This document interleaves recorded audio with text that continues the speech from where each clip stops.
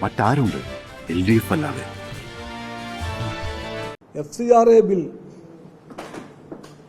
നടപ്പിലാക്കില്ല, പിൻവലിക്കുമെന്ന് പറയാൻ തയ്യാറുണ്ടെങ്കിൽ അതിൻ്റെ കൂടെ മിസ്റ്റർ മോദി ഒന്നുകൂടെ പറയണം, ഞങ്ങൾ ഗോവക്കരുടെ ഈ തിയറി ഉൾക്കൊള്ളുന്നില്ല. ക്രിസ്ത്യാനികളെയും മുസ്ലിമുകളെയും നാടിൻ്റെ ആഭ്യന്തര ശത്രുവായി കാണുന്ന ഗോവക്കർ സിദ്ധാന്തത്തോട് BJPക്ക് എൻ്റെ ഗവൺമെൻറ്റിന് യോജിപ്പില്ല എന്ന് അദ്ദേഹം പറയുമോ?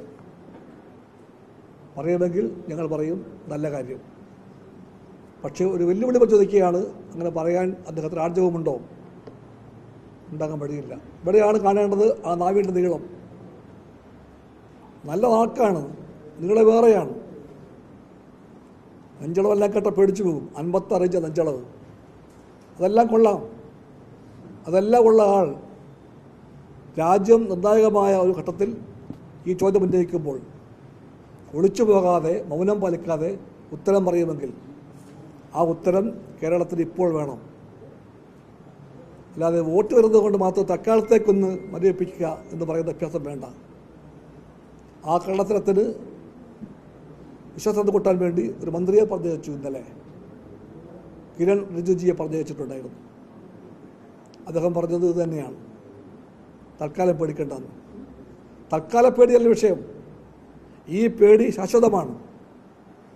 അത് മാറണമെങ്കിൽ BJPയുടെ അടിസ്ഥാന നയത്തിൽ മാറ്റം വരുത്തണം. അത് പറയാനുള്ള സമയമാണിത്. അത് പറയാൻ ഏറ്റവും അധികാരപ്പെട്ട ആൾ പ്രധാനമന്ത്രിയാണ്. അദ്ദേഹം പറയേണ്ട സ്ഥലം കേരളമാണ്. അദ്ദേഹം പറയുമോ? അതാണ് ചോദ്യം. ഒന്നുകൂടെ ഉണ്ട്, അത് BJPയുടെ കൂട്ടാളിയായിട്ടുള്ള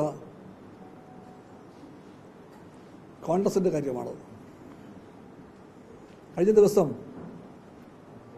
കോൺഗ്രസ് കേരള എന്ന് പറയുന്ന ഹാൻഡിലിൽ ഒരു ചിത്രം കണ്ടു.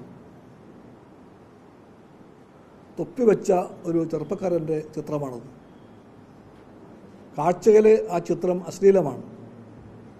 നാക്കെല്ലാം വല്ലാണ്ട് ആഭാസകരമായി കാണിക്കുന്ന ചിത്രം. താടിയുള്ള തൊപ്പി വെച്ച ഒരാളുടെ ചിത്രമാണത്. ആർക്കെങ്കിലും സംശയമുണ്ടെങ്കിൽ കോൺഗ്രസ് പറഞ്ഞു കൊടുത്തു, ഇത് ഫേക്ക് കുവേരയാണെന്ന്. FEKUVERA. ചെഗുവേരയുടെ പേരിനോട് ഉള്ള സാദൃശ്യമാണ് ഈ ഫേക്ക് കുവേരയുടെ സംഗതി. എന്ന് പറഞ്ഞാൽ കോൺഗ്രസ് പാർട്ടി അകപ്പെട്ടിരിക്കുന്ന അധപ്പതനത്തിൻ്റെ ആഴം വിളിച്ചറിയിക്കുന്നു. അത് ലോകത്തെമ്പാടും ജനങ്ങൾ ആരാധിക്കുന്ന, ചെറുപ്പക്കാർ ലോകത്തെവിടെയും ഒരു വലിയ ഐക്കണായി സ്വീകരിക്കുന്ന ചെഗുവേരയെ പറ്റി ഇതുപോലെ പറയാൻ സദാചാരത്തിൻ്റെയും രാഷ്ട്രീയത്തിൻ്റെയും മാന്യതയുടെയും പാതാളം വരെ താണുപോയവർക്കേ പറ്റൂ. കോൺഗ്രസ് അവിടെ എത്തിയിരിക്കുന്നു ഇപ്പോൾ. അത്ഭുതം. ആ ചിത്രം മാത്രമാണെങ്കിൽ നമുക്കറിയാം ഏതോ ചിത്രം എന്ന് പറയുന്നത്. ഇത് കൃത്യം FE_കുവേര KUVERA. സംശയമുണ്ടെങ്കിൽ അവർ പറയുകയാണ്, ഞങ്ങൾ ഉദ്ദേശിക്കുന്നത് ചെഗുവേരയാണ്. ഇത്രയും വലിയ അധപ്പതനം എങ്ങനെ ഉണ്ടാകുന്നു?